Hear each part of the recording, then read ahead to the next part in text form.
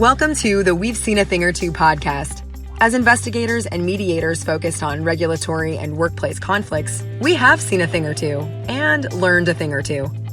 In each episode, we will be speaking with industry leaders in regulation, human resources and law, as well as thought leaders and top performers in investigations and mediation.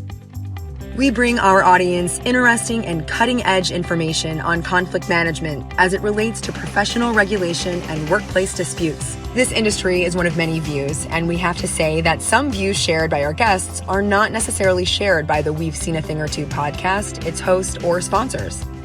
Today's show is brought to you by Benard Associates, trusted investigation and mediation professionals since 2004. Now here's your host, Dean Benard.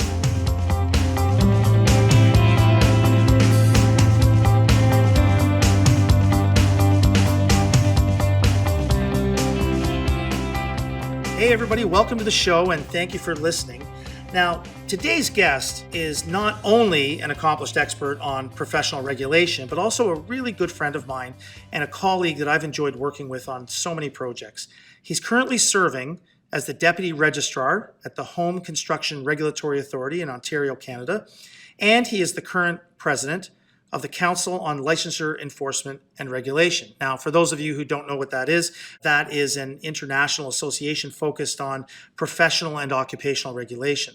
So many of you will know already, but for those of you who don't, I'm going to confirm my guest is none other than Marc Spector. Welcome, Marc, and thanks so much for joining me today. Dean, thank you for that. Thank you for those words. Thank you for making me blush. This is the best part of my day. Well, if nothing else, I want you to feel good after this. So Marc and I have had many discussions on what we would talk about when we finally got around to doing this podcast. And it seemed that we had so many discussions, and between that and our busy schedules, we never seemed to get it nailed down. And so finally we just said, you know what, let's just have a conversation and see where we go. So that's the plan today, folks. Right now, I can't even tell you for sure what we're going to talk about. I got a few ideas in my mind, questions I want to ask, but we'll see where this takes us.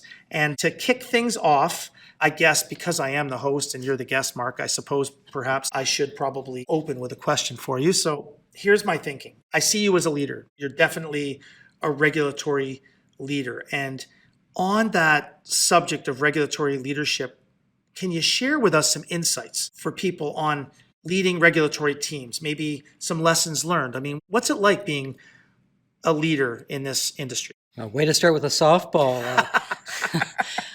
I guess everybody's journey is different. I can only explain my own.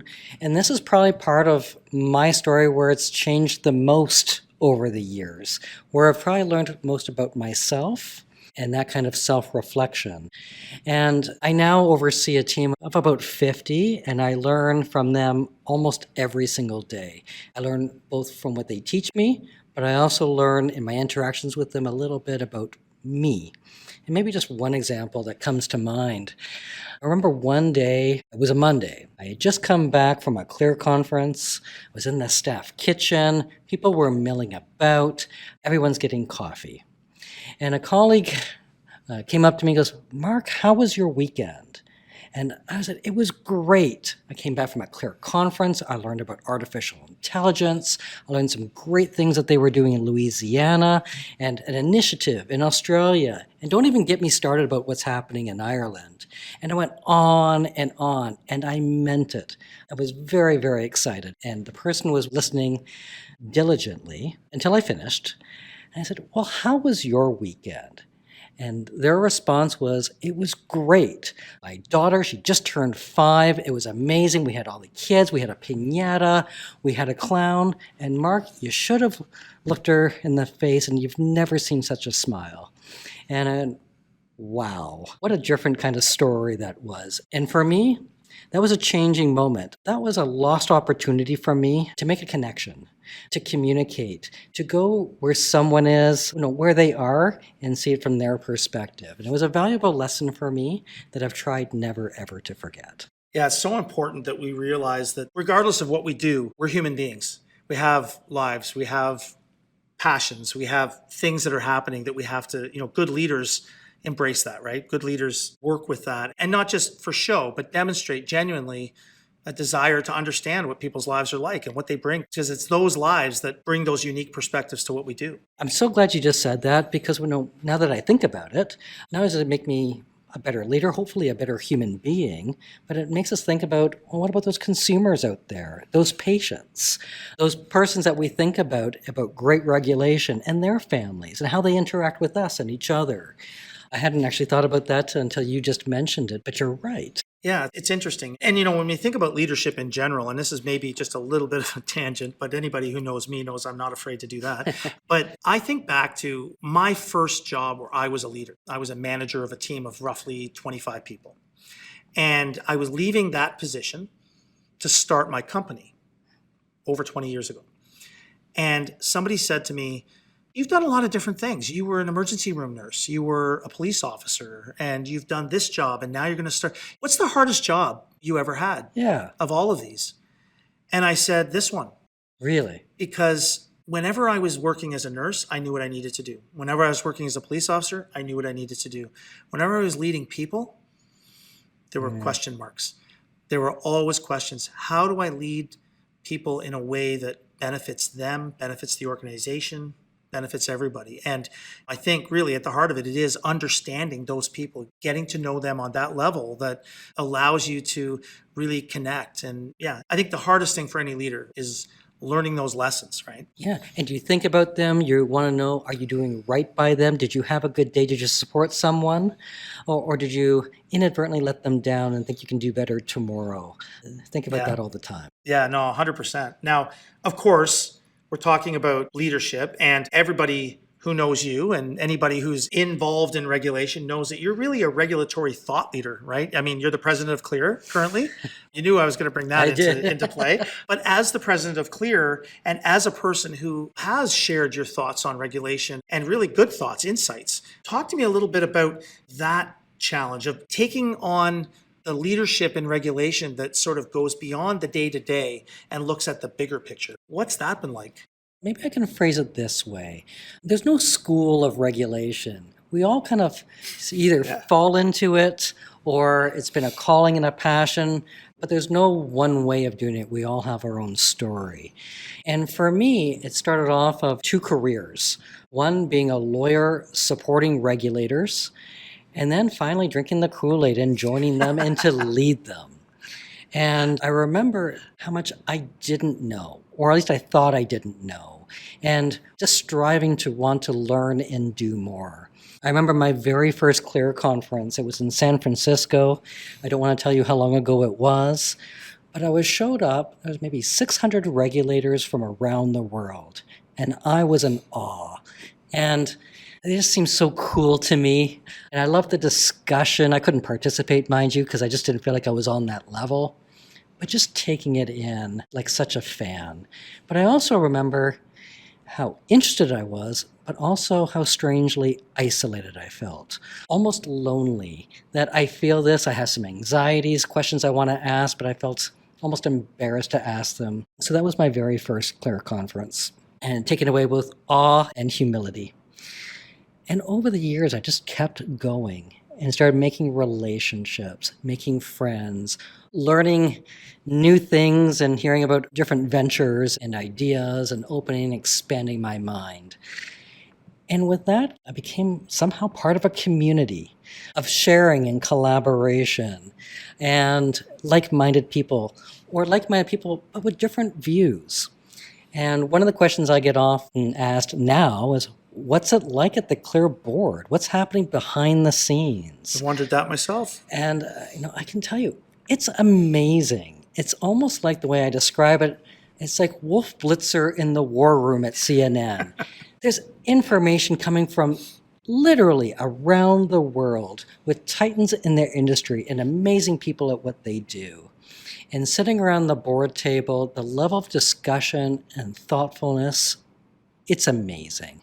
And often we agree, sometimes we don't. And that level of agreement or disagreement or thoughtfulness, what an engaging, energizing discussion. And now as CLEAR's president and leading those discussions, well, now I'm back to where I began, feeling quite humble and almost shy to contribute to that.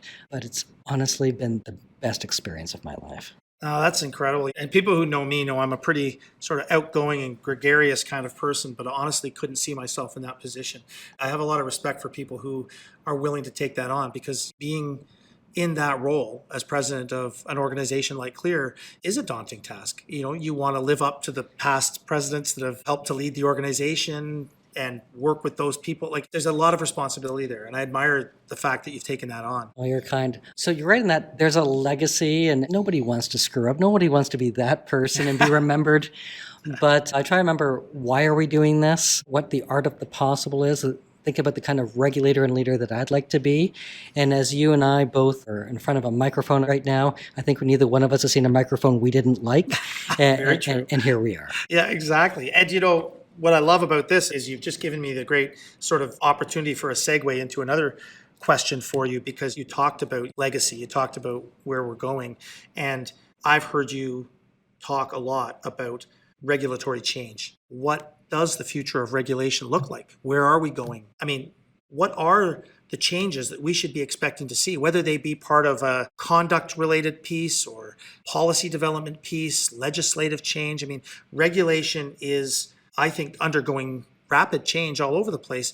What are your thoughts about the changing world of regulation? I remember when I entered the field of regulation many years ago, and back then, people were talking about regulation and change. People will always talk about regulation and change, and rightly so. We should always be forward-thinking and anticipating evolving trends, 100%. But one thing that I've noticed, the velocity of change has really come to an entirely different level. And maybe just an example of where I've seen that happen. You and I, it wasn't much longer than a year ago, I think. We were in Savannah at a CLEAR symposium on regulation and technology. And I remember you were on a panel with 3 others. And I think it was a room of about 65 regulators from around the world. And you asked the question, who in this room has ever heard of ChatGPT? This was a year ago. And I don't know if the 65 people, maybe a third raised their hands, and some of them quite tentatively. And then you went on and you said, well, if you haven't heard of it, you soon will. And that was a year ago. And I can tell you, I just returned from another symposium in Tucson, entirely dedicated to artificial intelligence, technology, and regulation. An entire conference dedicated to this, including ChatGPT. So in the space of a year, we went from, let's say, like 20% of the regulators in the room had heard about it, maybe, to it's dominating the whole discussion about where we've been, the art of the possible, where we're going. That's both exciting and terrifying at the same time. 100%. And I say 100% a lot. That's okay. But it's true. I'm amazed, obviously, by where technology is going. And one of the things that I keep hearing is the fear that people have. People are concerned that with the advent of AI, the application of AI to regulatory processes, that the human touch might start to be missed, that the understanding of the fact that we are most often dealing with very human problems and people who have very significant concerns. And we have to deal with those people sometimes, always really, in a caring and thoughtful way, while at the same time accomplishing our goals. And I think a lot of people are fearful that AI is going to change that somehow. I'm wondering what your thoughts are on that. How do we balance it? Well, funny you asked that question. That was the very topic of that conference I just came back from. And one line really stuck with me. There were a few. One was, AI is not going to replace people. The people who understand AI are. So that was one. And another one that really stuck with me was the line from a panel member, the betrayal. And what she was referring to was her 16-year-old daughter was texting her, and she didn't know that that teenager was using ChatGPT to talk to her mom, and she found out. So both the promise, but also the peril of artificial intelligence. Yes, there's certainly a lot to be considered, and I think it's going to be a topic of discussion at many conferences and symposia to come. So let me move on from there, because there's another phrase that I've heard you use. In fact, I would argue you probably coined this phrase. I don't know if you're willing to be so bold as to say you did, but I haven't heard it from anybody but you. But you've often made the comment about the need to ensure that we are engaging in relevant regulation. So you've talked a little bit about this. Can you share with the audience a little more about what do you mean when you say relevant regulation? Yeah, I can answer this one easily. Do we actually make a meaningful difference in people's lives? Do we actually matter? Are we relevant to them? Are we organizations that people can actually see themselves in, that they go to as a trusted and credible source? Seeing regulation through their eyes rather than our own. To me, that's what relevant regulation looks and what it feels like. Yeah, that's very important, because one of my concerns about regulation in general for many, many years has simply been the fact that, do the people regulators are there to protect truly connect with and know that regulators exist? Do they know to go to a regulator? Something can't be relevant if people don't know it's there. And to me, that's just at the foundation of being relevant. 100% true. I think studies show that maybe 90% of the public does not know that regulators exist or what regulators do to protect them. And if they do know, do they think that regulators do a good job? Or how do they use it in their daily lives? I bet you the vast majority would say, I talk to my best friend for a recommendation, or they go online and Google their practitioner or service provider to find out what their reputation is like. And like it or not, that may not be reliable or objective information, but it's how they're viewing regulation. And regulators need to come to consumers where they are and find a way to resonate with them and maybe incorporate some of those thoughts, and maybe we're the ones that need to pivot a little bit more than we have. Yeah, no, I think that makes a lot of sense. All right, well, Marc, listen, I've got another question for you, and don't worry, nobody's listening. Okay, so I want you to share with me a guilty pleasure, perhaps, that you have. And again, don't worry, it's just between us. So some may know me as being quite prim, quite proper, but what they may not know about me is that I absolutely adore Rocky movies. And to me, there's not a bad Rocky movie. Even the bad Rocky movies are great. And I can sit and binge watch from the original Rocky all the way up and then back down again and be perfectly, perfectly happy. Okay, now you're preaching to the converted here, because I, too, am a huge Rocky fan, but I got to ask you, even Rocky 5? In minimal doses. Okay, all right. Well, yeah, I love it. I absolutely love it. I, too, am a big Rocky fan. But tell me this, though. Why? What is it about the Rocky movies that works for you? Other than the great theme song, and that probably resonates with a lot of us, Rocky feels like every person, everyone who's ever been looked over, underestimated, given up on, fighting against seemingly insurmountable odds. In some ways, and I almost see Rocky as a love story.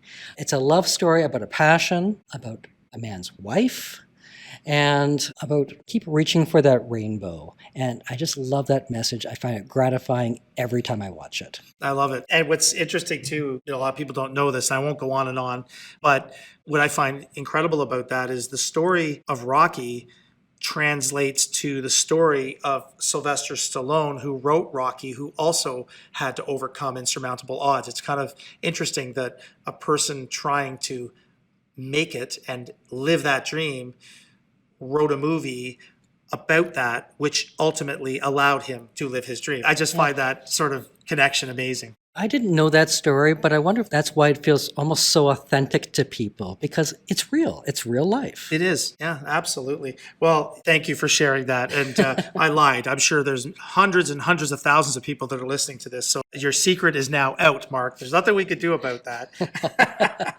Look, I know you're a busy guy. I really want to thank you so much for agreeing to be on the show. It's hard. It's funny. We've been doing this podcast now we're going into our 4th season. Wow. We took a little break toward the second half of the 3rd season. We just got too busy, but it's hard to get people to agree to come on to the podcast sometimes. It's asking a lot. And so I really want to just convey my heartfelt thanks to you for agreeing to do this.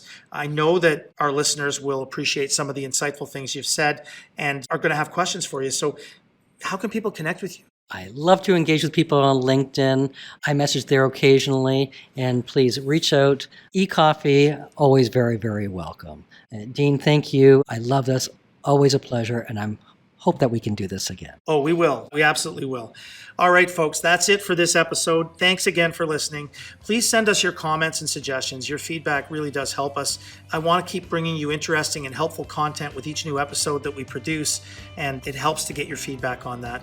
Now, just so you know, all our podcasts are on the Benard Associates YouTube channel, which is Benard Associates, all one word.